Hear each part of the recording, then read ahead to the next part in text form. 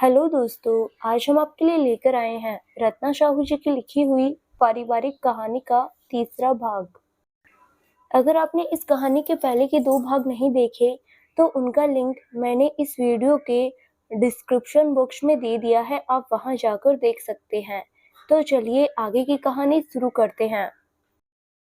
Christian ने उसका गाल थपथपाते हुए कहा, अच्छा ठीक है, फिलहाल के लिए शांत हो जाओ, इतना गुस्सा ठीक नहीं है। अगर उसके बाप ने चाहा होता तो आज वो सच में इस घर की मेंबर होती, केयर टेकर नहीं। लेकिन इसके पापा ने सब खराब कर दिया, खत्म कर दिया।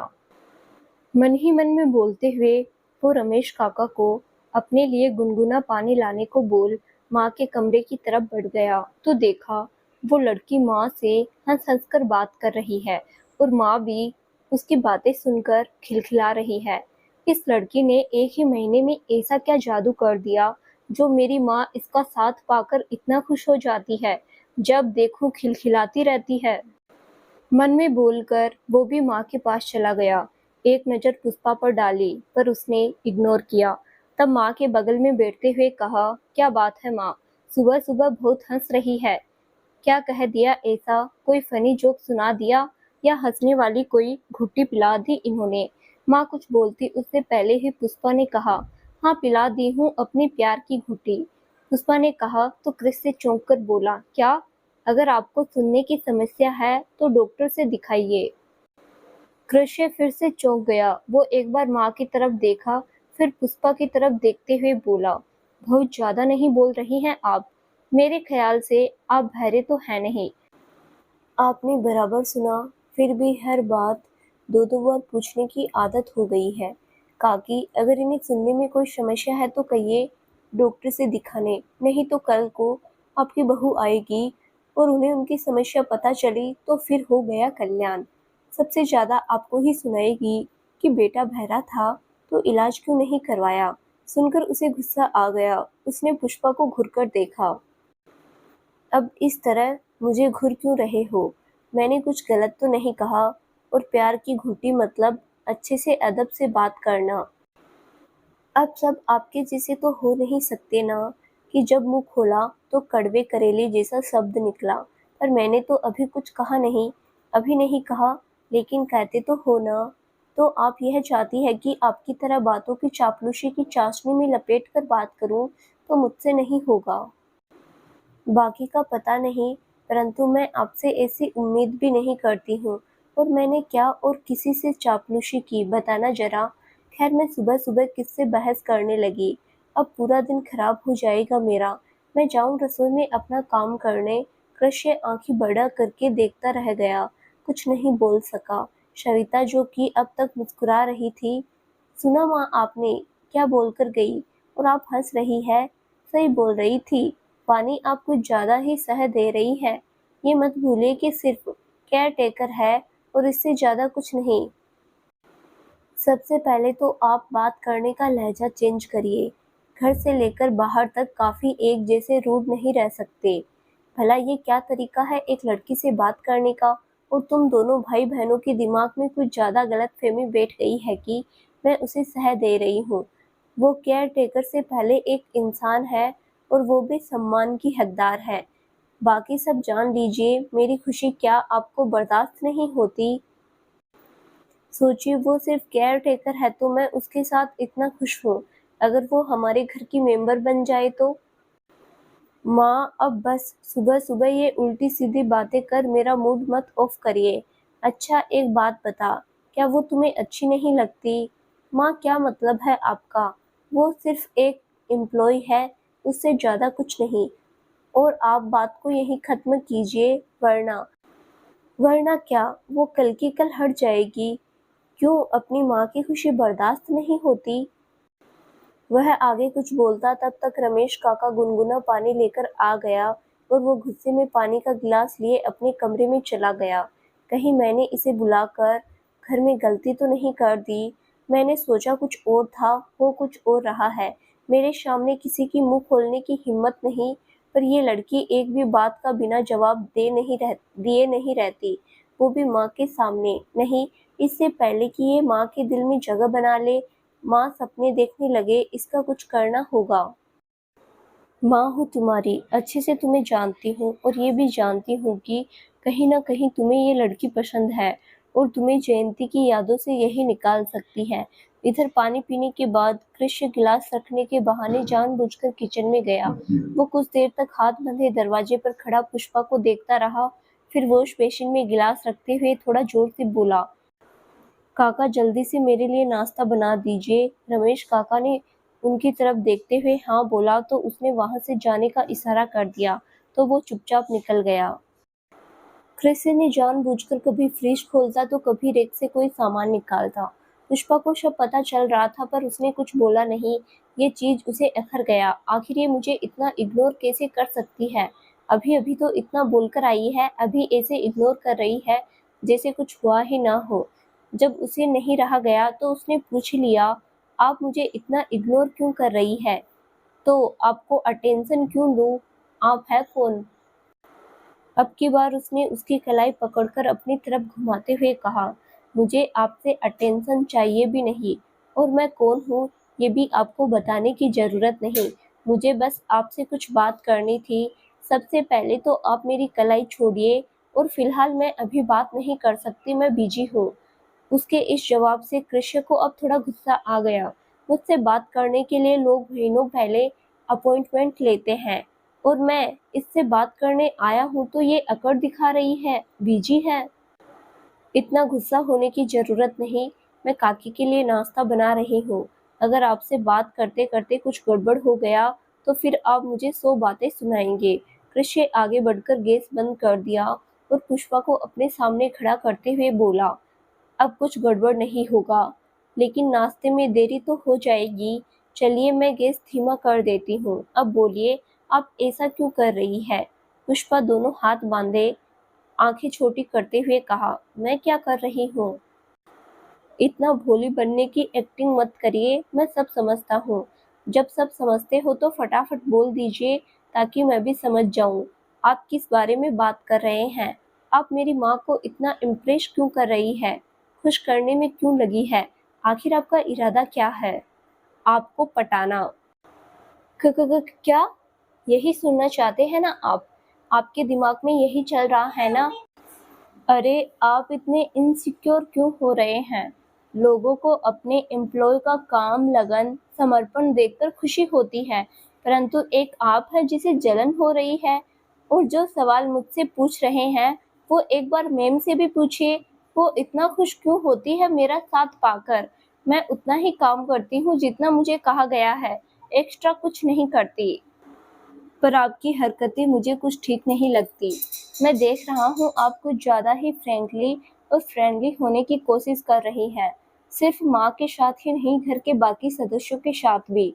मैं अपने काम के अलावा कुछ भी नहीं बात करती हूँ और मैम भी जितना पूछती है मैं उतना ही जवाब देती हूँ। काम से फ्री होने के बाद वो खुद मुझे अपने पास बुला लेती है बात करने के लिए और मेरा नेचर है ही ऐसा कि मैं जल्दी ही घुल मिल जाती हूँ किसी से। बाकी मुझे कोई ज़रूरत नहीं है किसी से फ्रेंडली होने की। और आप टेंशन फ्री रहिए, मैं बस यहाँ अपना जॉब कर रही हूँ और कुछ नहीं। मैं आपकी माँ को अपने वश में करके आपकी प्रॉपर्टी अपने नाम नहीं करवाने वाली और न ही आपको पाने का मेरा कोई इरादा है। देखिए मुझे जो कहना था कह दिया, अब मुझे अपना काम करने दीजिए। बोलकर वो मुड़ गई, लेकिन कृष्ण ने एक बार फिर उसकी कलाई पकड़ झटके में अपनी तरफ घुमाकर छोड़ दिया, जिससे उसके दोनों हाथ उसके सीने पर आ टिके। आखिर मुंह से सच्चाई निकल ही गई। आपने बिल्कुल सही कहा, आपका मकसद हमें पटाना ही है। तभी तो अपनी कंपनी में जॉब नहीं दिया तो आप घर तक आ गई। वही तो मैं सोचूं, एक इतनी पढ़ी लिखी लड़की जिसे आसानी से अच्छी जॉब मिल सकती है, वो केयर टेकर का जॉब क्यों करने लगी? क्योंकि आपको पता चल गया यह घर मेरा है। फिर आपने सोचा इसी बहाने आप मेरे करीब आ जाएंगी। आखिर इतना डेसिंग, गुड लुकिंग बंदा हाथ से क्यों जाने दूं? माँ बीमार है तो उन्हें अपने वश में करना आसान है। एक बहन है जो आज न कल चली जाएगी। अगर ऐसे में मैं आपको मिल गया तो हो गए पोबारा। वैसे भी आप लड़कियां तो होती है गोल्ड डिगर। सुनकर पुष्पा की आंखें बड़ी हो गई। गुस्से के मारे दांत खींच तुरंत उसका कॉलर पकड़ लिया। Just set up. मेरे मन में ऐसा कुछ भी नहीं है। अरे यहाँ आने से पहले अगर पता होता कि ये घर आपका है, फिर यहाँ आना तो दूर, पलट कर देखती तक नहीं, इस रास्ते पर नहीं चलती, अपना रास्ता बदल देती मैं। पता नहीं खुद को समझता क्या है। अरे होगी और लड़कियां जो तुम पर मरती होगी, पाने के लिए उल्टी सीधी हरकतें करती होगी, पापड़ बेलती होगी, पर उनमें से मैं नहीं हूँ। हो तुम बड़े businessman, good looking, hot dressing, पर जरूरी नहीं कि सब लड़कियों की चॉइस सपने तुम ही हो। और बोलने से पहले एक बार सोच लिया करो, सभी गोल्ड डिगर लड़कियों में आपकी बहन भी नहीं, बिल्कुल नहीं। ये सेंटेंस पूरे नहीं होने चाहिए। मेरी बहन के बारे में एक लफ्ज़ मत निकालना। आपकी चाल यही है, वरना एक ही महीने में ऐसा क्या जादू कर दिया जो मेरी माँ आपकी इतनी कायल हो गई। वक्त बेवक्त जबान पर आपका ही नाम रहता है, और आप जो बोल रही है कि अभी आपकी चॉइस नहीं है, ऐसा हो ही नहीं सकता कि लड़कियों की चॉइस ये नहीं हो। चलिए कॉलर छोड़िए मेरा। क्यों छोड़ दूँ? इज्जत पर आ गई। आप जब चाहे तब मेरी कलाई पकड़ लेते हैं। मैंने एक बार कॉलर पकड़ लिया तो इतना तकलीफ। मुझे ऐसी वैसी लड़कियां मत समझना, अपने काम से मतलब रखती हूँ मैं। तुम्हारी पर्सनैलिटी या तुम्हारी प्रॉपर्टी किसी चीज से मतलब नहीं है। मुझे ज्यादा अकड़ दिखाया तो अकड़ और अकल दोनों ठिकाने लगा दूंगी। बोलकर पुष्पा ने कॉलर छोड़ दिया और अपने काम में लग गई। कृष्य आंखें रोल करते हुए, अंगूर खाने को न मिले तो खट्टे हैं, भले ही तुम्हारा चॉइस मैं नहीं हूँ, पर बहुत जल्द ही मैं भी शामिल रहूंगा, उसने मन में कहा। दोनों ही तू मैं रमेश काका ने देख लिया और दबे पांव जाकर सविता जी को सब बता दिया। सविता जी पहले सकपका गई, ये ऐसे क्यों कर रहा है, इतनी प्यारी बच्ची है, किसी और लड़की का गुस्सा इस पर क्यों निकाल रहा है, इस तरह तो ये लड़की काम छोड़ देगी। फिर उसकी इस बात पर पुष्पा को बहुत तकलीफ हुई, बहुत हर्ट हुआ। उसने एक बार फिर अपनी छपाई पेश की। देखिए आपकी माँ बीमार है, उन्हें देखकर सच में मुझे दुख हुआ, और मैं भले ही जॉब करती हूँ, लेकिन उनके लिए काम करते समय मैं ड्यूटी से ज़्यादा उनके लिए सेवा भाव रखती हूँ। और अगर फिर भी ऐसा लग रहा है, आपके मन में ये डर हो रहा है, तब तो एक अंतिम उपाय यही है कि मैं ये काम छोड़ती हूँ आज के आज ही। कृष्ण चौंक कर उसकी तरफ देखने लगा। ओ गॉड, इतने सालों बाद तो फिर दोबारा इसे देखा है, यूं नहीं जाने दे सकता। मैं भी ना बात करने आता हूँ कुछ और बोलता हूँ कुछ। नहीं नहीं, इसे काम छोड़ने से रोकना होगा, लेकिन कैसे? मन में बोल रहा था। मुझे इस महीने की सैलरी नहीं चाहिए, आप रख लीजिए, पर मैं कल से काम पर नहीं आऊंगी। जॉब करना और छोड़ना हलवा समझा है क्या? और आपने शायद पॉलिसी के पेपर अच्छे से रीड नहीं किया, सिर्फ अपने फायदे की चीज पढ़ी, बाकी चीजें नहीं। बाकी तो कुछ था ही नहीं। था, आपने देखा नहीं। पुष्पा सोचने लगी, शायद मैंने सच में नहीं देखा। काम मिलने और इतनी फैसिलिटीज देखकर इतनी खुश हो गई कि शायद मैंने पूरा पेपर ढंग से नहीं पढ़ा। और क्या था कि आपको जॉब छोड़ने के लिए 1 महीने पहले नोटिस देनी होगी और 3 महीने की सैलरी जमा करनी होगी। नहीं, आप झूठ बोल रहे हैं, ऐसा कुछ भी नहीं था। मैंने अच्छी तरह से पेपर पढ़ा था, और मैं एक बार फिर देख लेती हूँ अभी आपके सामने। हाँ, ऐसा कुछ नहीं था, पर कोई बात नहीं, हम अभी ऐड करवा देते हैं। फिर तुरंत अपने पीए को कॉल कर उसमें ये सब ऐड करवा दिया। चलिए अब तो मानती है ना? कृष्य की इस हरकत पर पुष्पा के तन मन में डर की लहर दौड़ पड़ी। ये कहाँ आकर फंस गई मैं? मेरी ये नौकरी और इसकी हरकतें, पता नहीं मेरा जीवन को किस तरफ ले जाएगी। हे भगवान, एक गलतियों की कितनी सजा दोगे और कब तक? राजकुमारी सी पली बढ़ी थी मैं, जीवन के संघर्ष और इस तरह के छल प्रपंच कभी नहीं जान सकी। अब जब दुनिया देख रही हूँ तो चारों तरफ छल प्रपंच का तांडव हो रहा है। मुझसे अब और ये सब नहीं झेला जाएगा। हे प्रभु, मुझे किसी तरह उभार लो, मुझे किसी तरह इस नौकरी से निकाल दो। मेरी लाइफ में जो भी थोड़ी बहुत सुकून बची थी, सब छिन गई है। मैं अब तक हिम्मत जुटा रही थी, बोल रही थी ताकि इसे मैं अपने ऊपर हावी न होने दूं, पर अब मेरे तन मन में शक्ति नहीं है। ज़्यादा पाने की लालच में कहीं तो ऐसा तो नहीं कि जो कुछ भी मेरे पास है वो भी गवा दूं।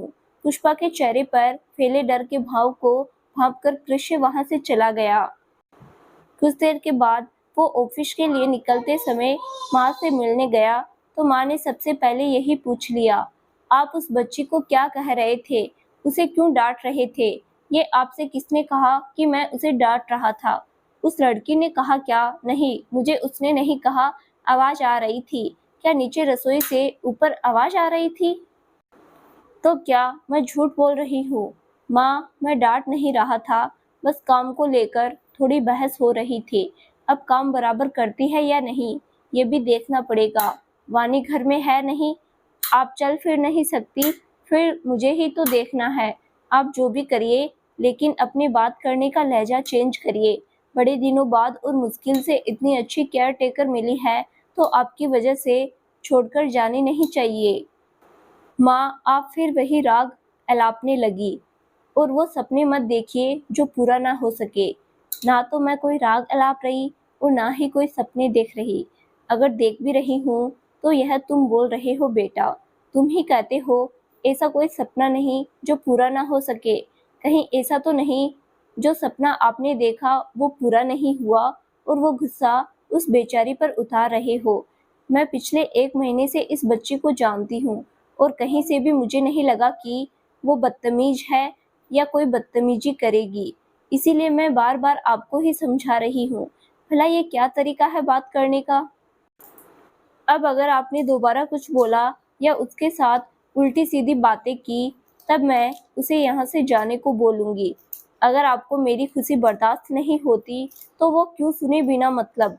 माँ, मैं आगे से ध्यान रखूँगा और अभी फ़िलहाल मैं ऑफिस जा रहा हूँ, तो ये बातें छोड़िए ना। चलिए आशीर्वाद दीजिए। एक इंटरनेशनल क्लाइंट के साथ मीटिंग है। अगर बात बन गई तो मैं एक कदम और आगे बढ़ जाऊँगा बिजनेस के क्षेत्र में। बेटा, मैं तो हमेशा यही आशीर्वाद देती हूँ, तुम बहुत तरक्की करो, तुम्हारे सारे अधूरे सपने पूरे हो। लेकिन एक बात याद रखना बेटा, इंसान का कद और पद जितना ऊंचा होता है उतना ही स्वभाव से नम्र और सौम्य होना चाहिए। अपने एम्प्लॉय के बीच जो छवि आपकी बनी है वो बने रहने दीजिए। क्रोध और चिढ़ से हम कुछ हासिल नहीं कर सकते सिवाय दुख और पछतावे के। आगे से ध्यान रखूंगा माँ, बोलकर कृष्ण कार में बैठकर निकल गया। उस दिन पुष्पा को काम में मन नहीं लग रहा था। बार बार कृष्ण की कही बातें और उसकी हरकत याद आ रही थी।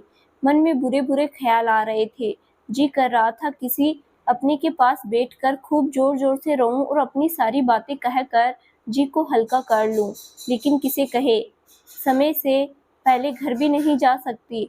आज वो सविता जी से भी कटी कटी रही। दोपहर को जब वानी कॉलेज से आई तो माँ का हालचाल पूछ सीधे अपने कमरे में गई।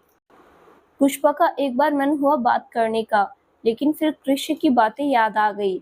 आप माँ के साथ घर की बाकी मेंबर के साथ से फ्रेंडली होने की कोशिश कर रही है। याद आते ही वो चुप रह गई। उधर आज ऑफिस में कृष्ण का भी मन नहीं लग रहा था। बार बार पुष्पा की कही बातें और लास्ट में उसका डरा हुआ चेहरा याद आ गया। वो इतना क्यों डर गई? मैंने तो बस झूठ मूठ का ऐसा किया ताकि वो इस घर को छोड़कर ना जा सके। हाँ, लेकिन उसे कैसे पता होगा? और बता दिया तो कल की कल चली जाएगी, जो मैं नहीं चाहता।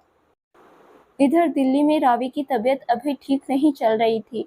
डॉक्टर को दिखाया तो कहा इन्होंने अभी अभी अपना बच्चा खोया है। शारीरिक रूप के साथ साथ मानसिक रूप से भी काफी कमजोर है। एक काम करिए, आप इन्हें लेकर बाहर चले जाइए।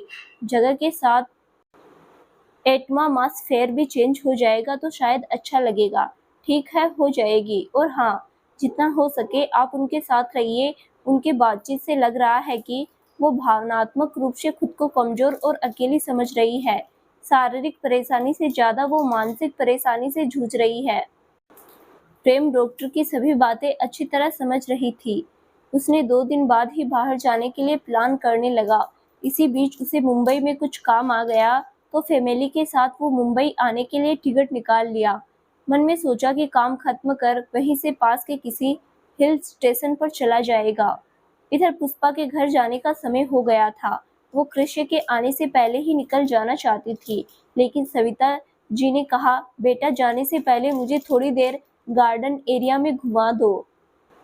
पुष्पा ने उन्हें व्हील चेयर पर बिठाया और इस फ्लोर पर बने गार्डन एरिया में थोड़ी देर उन्हें घुमा दिया। सविता जी किसी न किसी बहाने से उसे रोकना चाहती थी ताकि वो उसके आने के बाद जाए।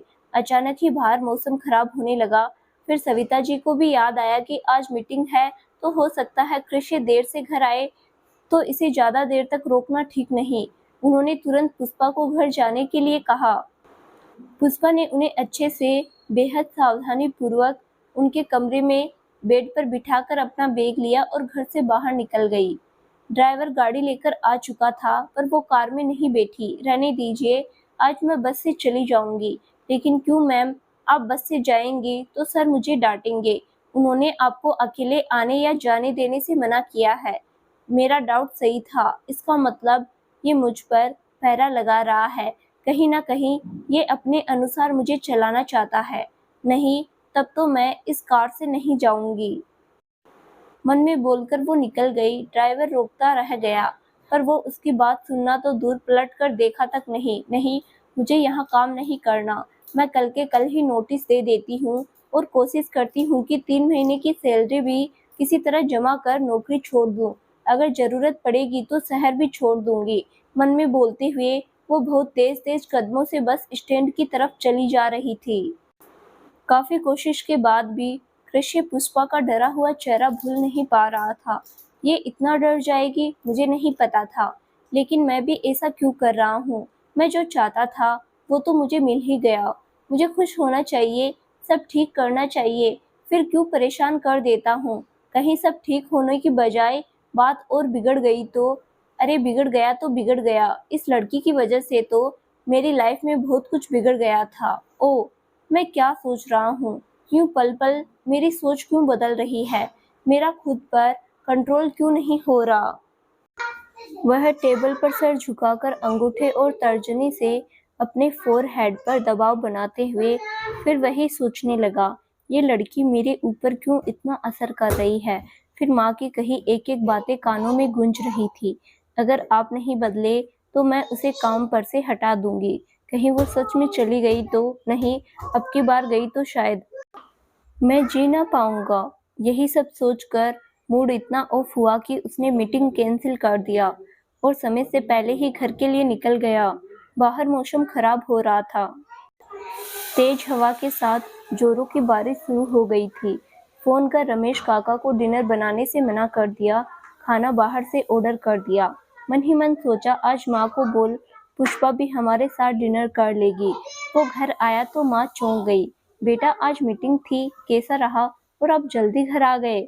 माँ, आज उस क्लाइंट की तबीयत अचानक गड़बड़ हो गई, इसीलिए मीटिंग कैंसिल कर दिया। आज कुछ एक्स्ट्रा काम था नहीं तो मैं आ गया।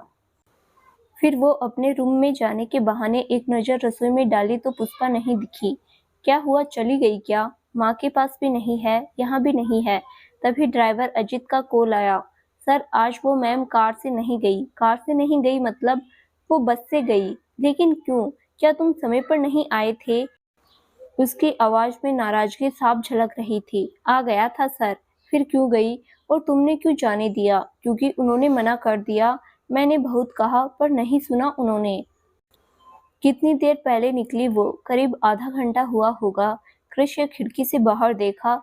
अब भी बहुत तेज बारिश हो रही थी। बिजलियां जोर से कड़क रही थी। उसने तुरंत अपनी घड़ी देखी। इतनी तेज बारिश में सड़क पर अकेली निकल गई। क्यों? शायद मेरी ही वजह से। एक पल में उसके मन में कितने ही बुरे ख्याल आ गए। वो तुरंत बाहर निकला और कार में बैठकर रोड पर निकल पड़ा। कार में बैठकर कृष्य निकल पड़ा। इधर पुष्पा जब तक बस स्टैंड की तरफ पहुंचती तब तक बस निकल चुकी थी। वो हाथ हिलाकर आवाज देते हुए जोर से दौड़ने लगी, पर तेज बारिश के चलते किसी को भी उसकी आवाज सुनाई नहीं दी। तब पुष्पा ने और तेज दौड़ना शुरू किया। तभी अचानक उसका पैर फिसला और वो पीठ के बल गिर पड़ी। छाता उलटकर दूर जा गिरा। ओ माँ, मर गई। बोलते हुए वो धीरे से उठी तो पीछे कमर के पास थोड़ी कुर्ती फट गई थी, जिसकी वजह से कमर पर भी चोट के साथ हल्की छिल चुकी थी। एक पैर का चप्पल टूट चुका था और वो लगभग पूरी तरह गीली हो गई थी। चोट और दर्द के कारण कुछ पल के लिए उठने की हिम्मत नहीं हुई। फिर जैसे तैसे उठ छाता लिया, फिर धीरे से चलते हुए वहां गई तो पता चला कि उसके घर की तरफ जाने वाली सभी बस निकल चुकी है। अब क्या करूं? बारिश तो कम होने का नाम नहीं ले रही। कहीं मैंने गलती तो नहीं कर दी? ड्राइवर को मना कर, एक काम करती हूँ, ड्राइवर को बुला लेती हूँ। वो फोन निकाल कर नंबर डायल करने लगी, पर तुरंत रुक गई। नहीं, अब तक तो वो आ चुका होगा। अगर पता चल गया तो ड्राइवर को आने भी नहीं देखा और ऊपर से सुनाएगा अलग। छोड़ो, जाने दो, ऑटो ले लेती हूँ। फिर वो धीरे धीरे से चलते हुए ऑटो स्टैंड की तरफ बढ़ गई। इधर कृष्ण रोड पर दोनों तरफ देखते हुए सीधे बस स्टैंड पर गया, पर पुष्पा कहीं नजर नहीं आई। उसे लगा शायद वो निकल चुकी है। वो जाने लगा, तभी एक व्यक्ति दौड़कर भागते हुए बस में चढ़ने लगा तो वहां खड़े कुछ लोगों ने बोला, भाई धीरे चलो, अभी कुछ देर पहले एक लड़की बहुत जोर से गिरी थी, बुरी तरह से चोट आई उसे और बस भी छूट गई। अरे धीरे आओ भाई।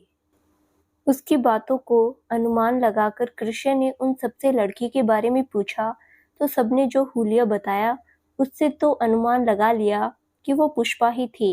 फिर अगर जब बस छूट गई तो वो घर कैसे गई? कहीं कैब से या ऑटो रिक्शा? छोड़ो, कैसे भी गई होगी। मैं क्यों इतना सोच रहा हूँ? मन ही मन बोलते हुए वो कार घर की तरफ मोड़ दिया। वो कार ड्राइव करते हुए पुष्पा के बारे में सोच रहा था। बस नहीं मिली तो कैसे गई? कहीं किसी मुसीबत में तो नहीं फंस गई? सोच सोचकर बेचैनी बढ़ रही थी। फिर अचानक उसने कार को ऑटो स्टैंड की तरफ मोड़ लिया। उधर भी दोनों तरफ देखते हुए कार आगे बढ़ा रहा था।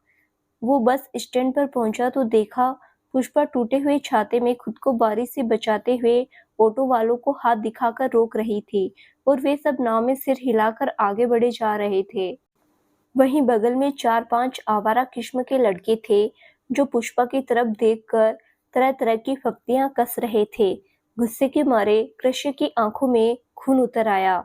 वो चुपचाप कार साइड में लगाकर बाहर निकला और पॉकेट में दोनों हाथ डाले आगे बढ़ने लगा। तभी उसमें से एक लड़के ने कहा, अरे यार, काश आज मैं ऑटो ड्राइवर होता। हाँ यार, बात तो तूने सही कही। अरे कोई नहीं, तुझे रिक्शा चलाने का मन है तो अभी हम किसी ऑटो को ले लेते हैं, फिर तुम जिसे चाहो उसे बिठा लो। हैं? क्या बोलते हो भाई? एक दूसरे की कोहनी मारकर बोल रहे थे। पुष्पा सभी की बातें साफ-साफ सुन रही थी, डर के मारे गला सूख रहा था।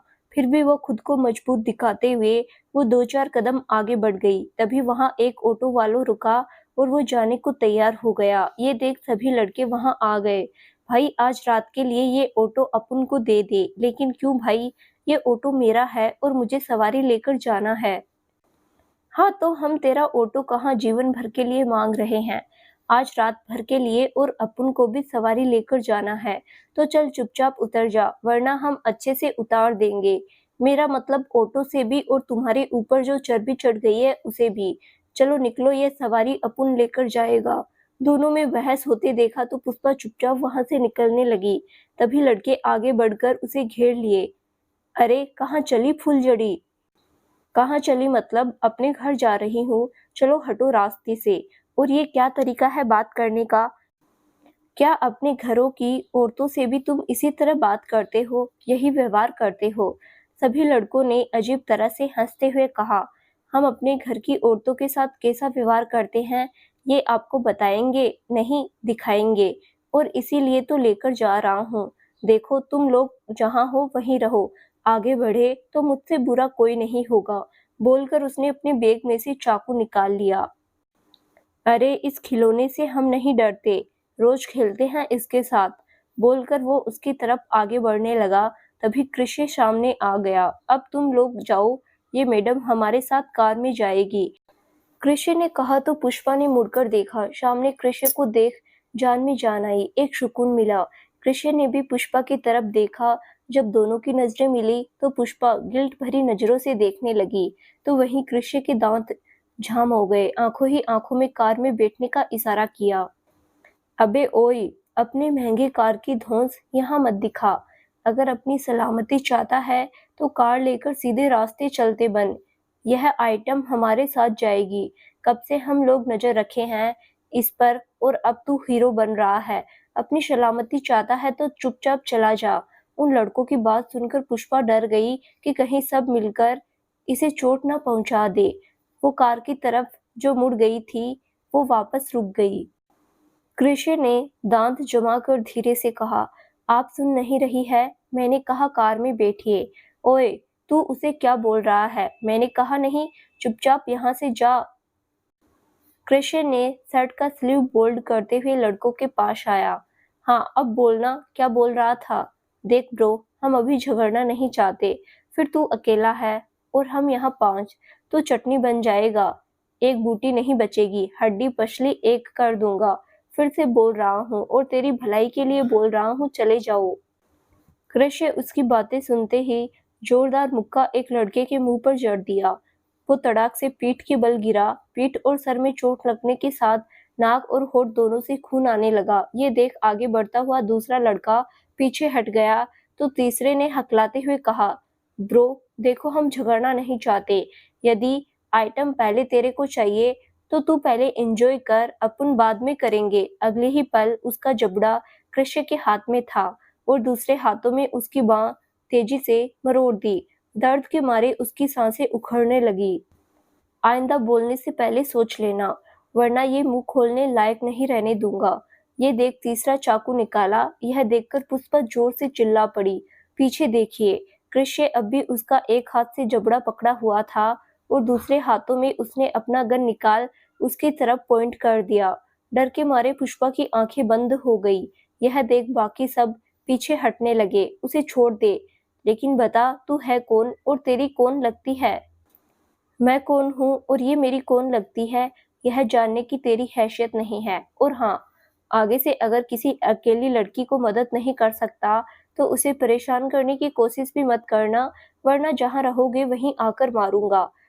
वो सबके सब वहां से भाग खड़े हुए। अब उसने जल्दी निगाहों से पुष्पा की तरफ घुरकर देखा। आपको कहा कार में बैठने के लिए, सुना नहीं? वो मैं ऑटो या कैब, वो मैं क्या? हर एक अंग की तारीफ तो कर दी सबने, अब और तारीफ सुनने का मन है? चलिए चुपचाप। पुष्पा ने आधा दुपट्टा ओढ़कर रखा था और आधा कमर में लपेट कर रखा था ताकि उसे चोट के बारे में पता नहीं चले। जल्दी आओ, मैं कार में वेट कर रहा हूँ। घर में किसी को बात कर नहीं आया हूँ, माँ परेशान हो रही होगी। कृष्ण जाकर बैठ गया तो पुष्पा ने धीरे से कदम बढ़ाया। उसे चोट कसकर लगी थी। कदम बढ़ाने के साथ मुंह से आह निकल गया। कृष्ण ने जब देखा तो वो बाहर निकला और उसे अपनी मजबूत बाहों में उठा लिया। पुष्पा को इस बात का जरा भी अंदाजा नहीं था कि कृष्ण उसे यूं इस तरह बाहों में उठा लेगा। न चाहते हुए भी उसने अपनी एक बाहें उसके कंधे पर लपेट दी और दूसरे हाथ में उसकी शर्ट पकड़ ली। पुष्पा के हाथ कृष्ण के बदन से जब अचानक छुआ तो तन मन में झुरझुरी दौड़ पड़ी। ऐसी हरकतें क्यों करती हो आप? एक बार आपकी वजह से शहर छोड़ना पड़ा, अब क्या चाहती है, दुनिया छोड़ दूं? है, मैंने क्या किया? मेरी वजह से आपको शहर छोड़ना पड़ा? आप क्या कह रहे हैं? कृष्ण को अब एहसास हुआ उसने क्या बोल दिया। नहीं, कुछ नहीं, आप चुपचाप बैठिए, मैं सही सलामत आपको आपके घर तक छोड़ दूं। नहीं तो आपके घर वाले मुझ पर ही इल्जाम लगाएंगे। नहीं नहीं, आप जो पहले बोले वो प्लीज मुझे बताइए, आपने ऐसा क्यों कहा? क्या आप मुझे जानते हैं?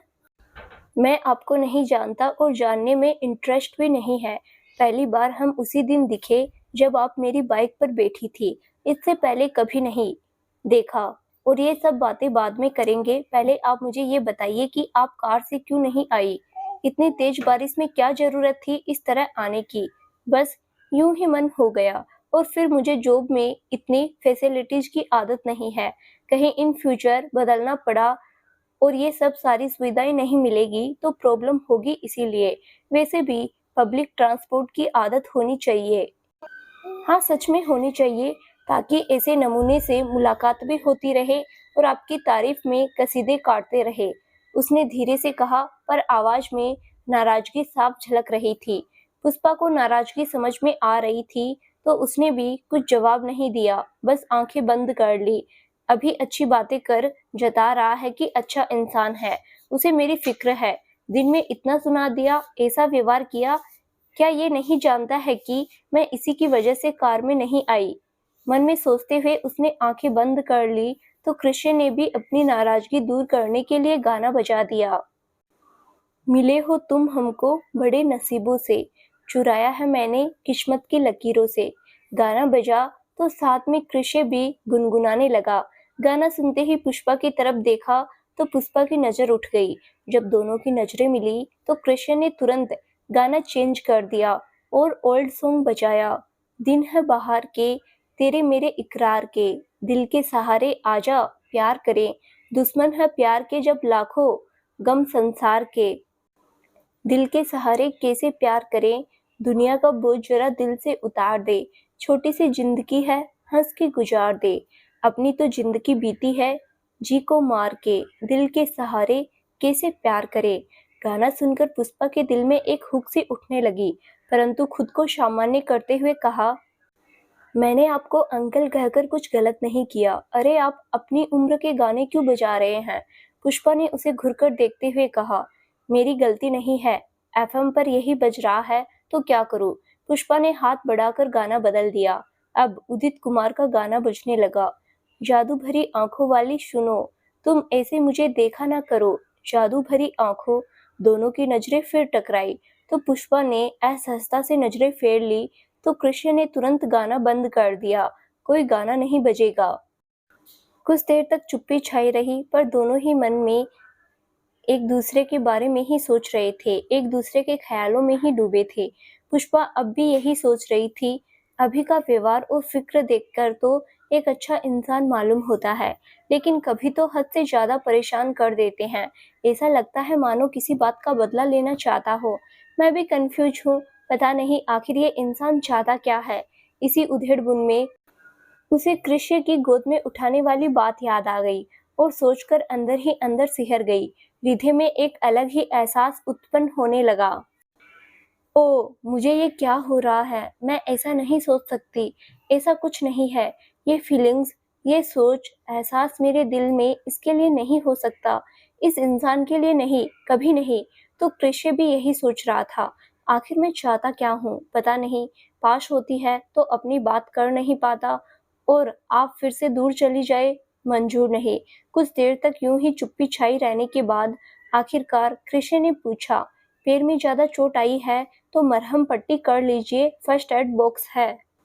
नहीं, इतनी भी चोट नहीं है। तो कितनी चोट है ये आपका जानना जरूरी नहीं। फिर भी कृष्ण ने फर्स्ट एड बॉक्स निकालकर उसके पैरों अपने हाथों में लेकर मरहम लगाने लगा। पुष्पा पैर खींचने की कोशिश की, ना ना बोलती रही, लेकिन कृष्ण ने उसकी बातों पर ध्यान नहीं दिया। लीजिए, हो गया, अब जल्दी आराम मिल जाएगा। वैसे आप मुंबई में कब से हैं? पिछले 4 सालों से। और आपके पेरेंट्स इंदौर में हैं, आप यहाँ अकेली रहती है। ये मैं क्यों बताऊँ आपको? और आप क्यों पूछ रहे हैं मैं अकेली रहूं या किसी के साथ? आपको क्या करना है जानकर? मैं तो बस यूं ही पूछ रहा था। अगर आप बताना नहीं चाहती तो मुझे भी कोई शौक नहीं है जानने का। वैसे आप सूर्यवंशी से श्रीवास्तव कैसे हो गई? माँ का सरनेम क्यों लगा लिया आपने? आपको क्या करना है इससे? मेरी मर्जी, मैं जो सरनेम लगाऊं। क्यों, बताने से डर लगता है या फिर ऐसा सोच रही है कि मैं आपके पीछे लग जाऊंगा? अच्छा, आप मेरे पीछे लगेंगे और मैं कुछ नहीं करूंगी, मैं आपकी टांगे ना तोड़ दूंगी। आप क्यों मेरी टांगे तोड़ देंगी? क्या मैं आपको पसंद नहीं? इतना बुरा तो नहीं दिखता हूँ मैं। अभी मैं कार से निकल जाऊं तो लड़कियों की लाइन लग जाएगी। हाँ हाँ, दूर के ढोल सुहावने लगते हैं। आप कहना क्या चाहती है? वही जो आप समझ रहे हैं। जो आपको नहीं जानना है उनके लिए तो अच्छे ही हैं, पर मैं तो जानती हूँ ना कि आप कैसे इंसान हैं। आप ये कहना चाहती है कि मैं अच्छा इंसान नहीं हूँ। देखिए, मुझे आपसे बात नहीं करनी, नींद आ रही है, मुझे सोने दीजिए। अब अपने घर जाकर सोइए, हम आ गए हैं तो उतरिए। पुष्पा ने बाहर देखा, फिर कार का डोर खोलकर बाहर निकलने लगी तो कृष्य तुरंत पास आ गया और अपना हाथ आगे बढ़ा दिया, परंतु पुष्पा ने मना कर दिया। बिना चप्पलों के आप कैसे चलेंगी? आप कहो तो मैं घर के अंदर तक छोड़ दूं? नहीं नहीं, उसकी कोई जरूरत नहीं, मैं चली जाऊंगी।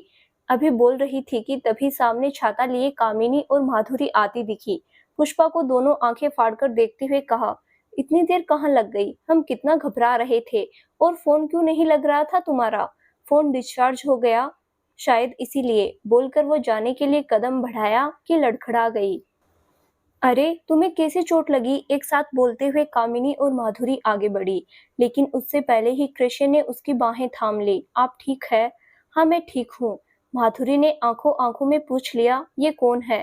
पुष्पा ने कुछ जवाब नहीं दिया, लेकिन कृष्ण ने कहा, इनका ध्यान रखिएगा, शायद गहरी चोट आई है, और हाँ, अगर तकलीफ रहे तो कल काम पर आने की जरूरत नहीं है। आप आराम कीजिए जब तक आपकी चोट पूरी तरह ठीक ना हो जाए। पुष्पा ने पलटकर उसकी तरफ देखा। माँ की चिंता मत करिए, मैनेज हो जाएगा। उसको इस तरह बातें करते देखा माधुरी और कामिनी एक दूसरे को देखकर मुस्कुरा उठी और उसके जाते ही बोला, अरे कौन था बंदा? कितना स्मार्ट और हैंडसम दिख रहा है यार। क्यों, तेरा दिल आ गया है उस पर? पुष्पा ने तंज भरते हुए कहा, मेरा छोड़, लेकिन क्या तेरा दिल नहीं आया? कामिनी बोली, अरे कितनी फिक्र हो रही थी उसे तेरी, कहीं उसका दिल तो नहीं आ गया है तेरे पर? बोलकर हंसने लगी। वहीं पुष्पा ने उसकी बाह पर जोर से चिमटी काट ली। अरे क्या गलत कह दिया जो तुम मुझे चिमटी काट रही है? इतना अच्छा दिखता है, हैंडसम है कि किसी भी लड़की का दिल आ जाएगा। क्या तेरा दिल नहीं आया? सच बोलना। जिस तरह तू उसे देख रही थी उससे तो लगा कि तेरे दिल में भी कुछ न कुछ जरूर है। माधुरी ने कहा, देख, हम तेरे अपने हैं, बता देगी तो हम तुम दोनों को एक करने में मदद करेंगे। देखो बहन, मैं रोड पर तुम दोनों को मारना नहीं चाहती, तो चलो चुपचाप। तुम दोनों कुछ ज्यादा सोचने लगी हो, दिमाग चलाने लगी हो। अब चाहे जो भी हो, लेकिन तुम दोनों साथ में क्या जचते हो? क्या जोड़ी है तुम दोनों की? सच कहती हूँ। माधुरी ने अपने माथे से लगाकर अंगुलियां तोड़कर बलाइयां लेते हुए कहा, देख अब आगे मुंह से एक लफ्ज भी निकाला न तो पक्का मार खा लेगी, पिट जाएगी रोड पर ही। अच्छा चल छोड़ ये सब। पुण्या बहुत याद कर रही थी, बड़ी मुश्किल से सुलाया है उसे। अभी घर चल जल्दी।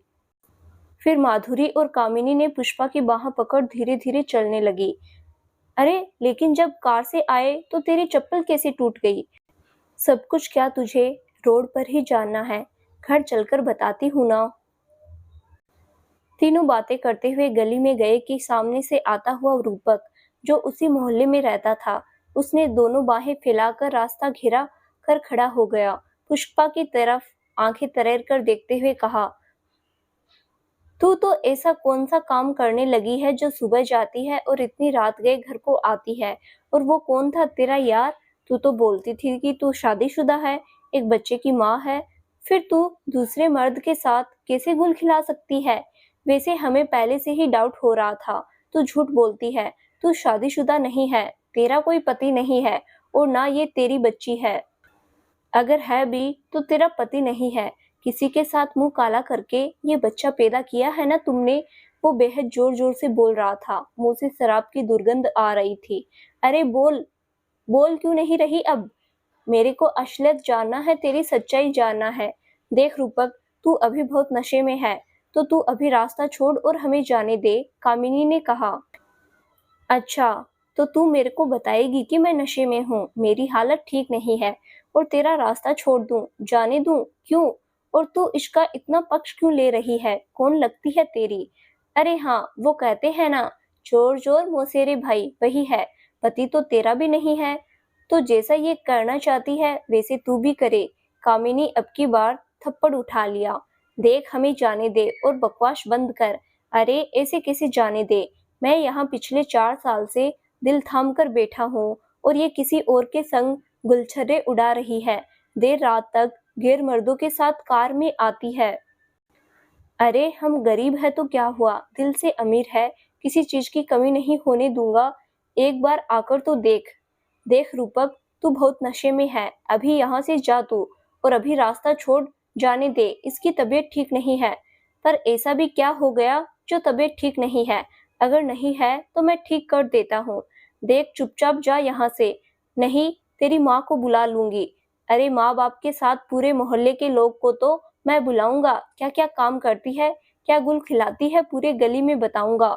बड़बड़ाते हुए वो निकल गया। चल इसकी बातों पर ध्यान मत दे, बोल कामिनी। और माधुरी पुष्पा का हाथ पकड़ थोड़ी तेजी से निकल गई। वह चिल्ला चिल्ला कर बोला, फिर से बोल रहा हूँ और 1 महीने का समय देता हूँ। अगर तेरा पति नहीं आया तो मैं और इंतजार नहीं करूंगा। मोहल्ले के बीचों बीच सबके सामने मैं तेरे से शादी रचाऊंगा। पुष्पा घर जाकर सबसे पहले पुन्या के पास गई। बच्ची गहरी नींद में सो रही थी। उसके पास कुछ देर बैठी रही, उसके माथे को सहलाकर प्यार करती रही, फिर उठकर फ्रेश होने गई और थोड़ी देर में चेंज कर बेड पर बेटी की बगल में लेट गई।